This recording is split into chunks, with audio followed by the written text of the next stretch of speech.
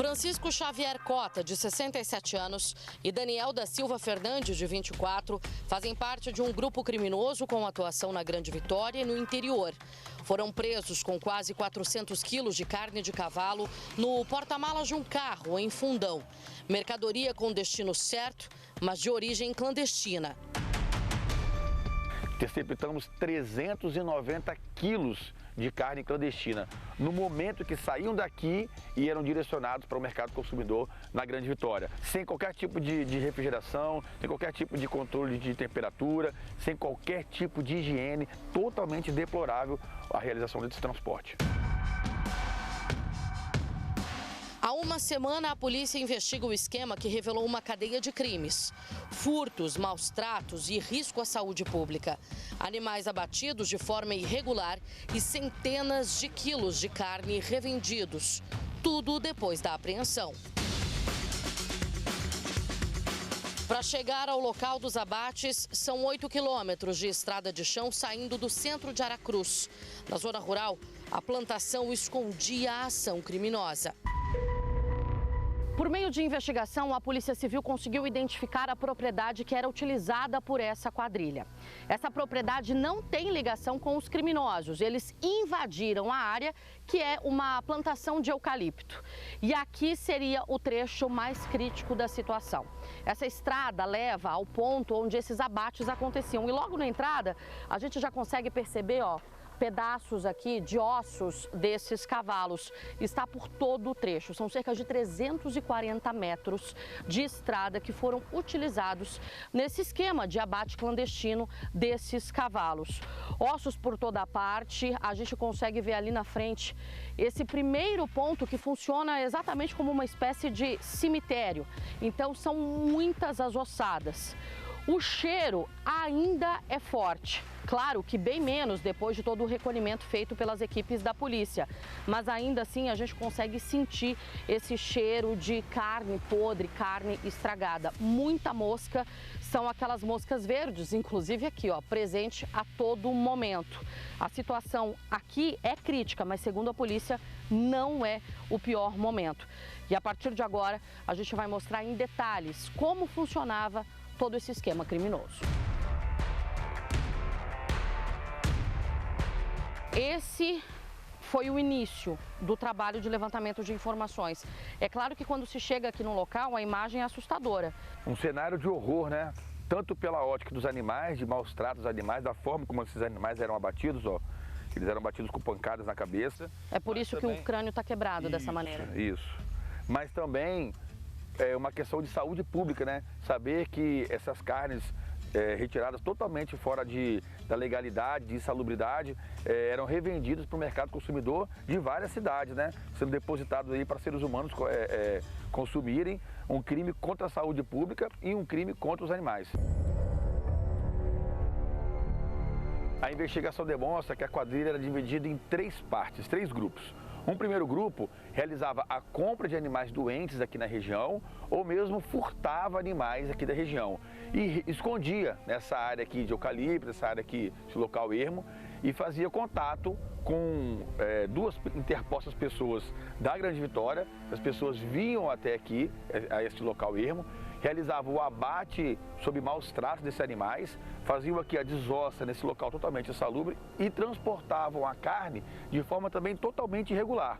E já na Grande Vitória, realizava pequenas porções dessa carne, fatiava essa carne e então fornecia ao mercado consumidor. Alguns desses que compravam não sabiam que eram cavalos, mas sabia que a origem era clandestina, porque não era embalado, não tinha prazo de validade, enfim, era material totalmente em desacordo com as normas.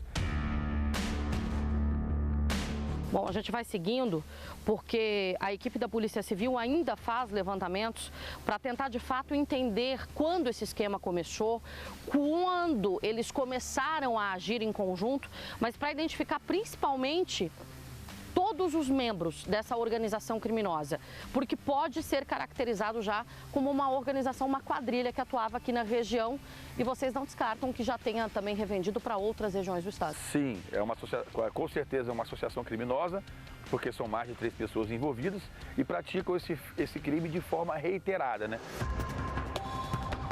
A gente vai agora para o segundo ponto, perícia técnica também aqui acompanhando, porque muitas coisas ainda precisam ser esclarecidas.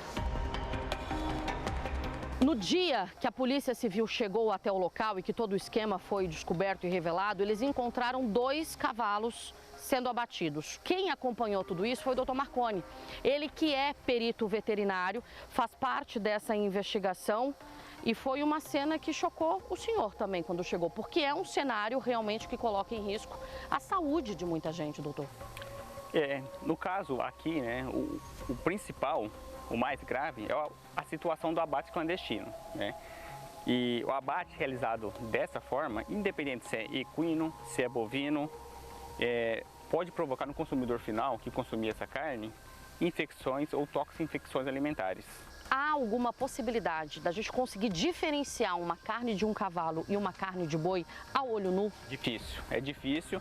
A carne de cavalo a olho nu, por vezes, ela pode ser um pouco mais avermelhada do que a carne bovina. Os vestígios aqui encontrados, eles revelam que as pessoas que cometeram essa matança têm conhecimento de técnica de abate, desossa, descarna, e essas evidências demonstram que isso não é feito de forma pontual, mas recorrente. E essa habilidade no corte tem explicação. Francisco, preso com um carregamento, trabalhou por muitos anos em açougue.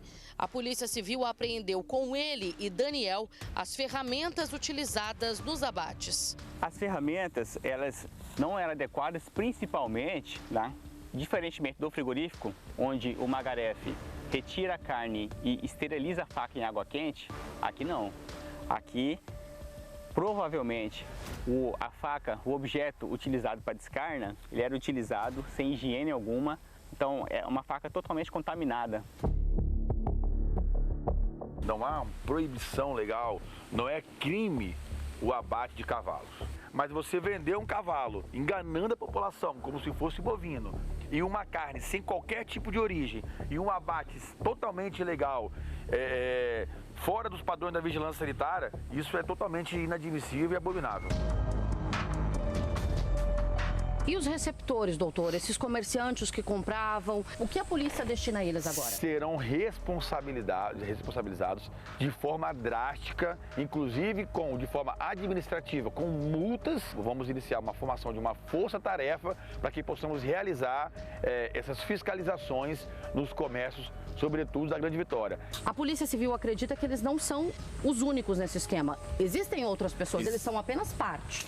Com essa operação, a gente descobre um campo muito vasto desse tipo de crime de forma reiterada. Recebemos denúncias de outros locais que pode estar havendo esse tipo de abate clandestino e iremos checar nas próximas fases dessa operação que se inicia.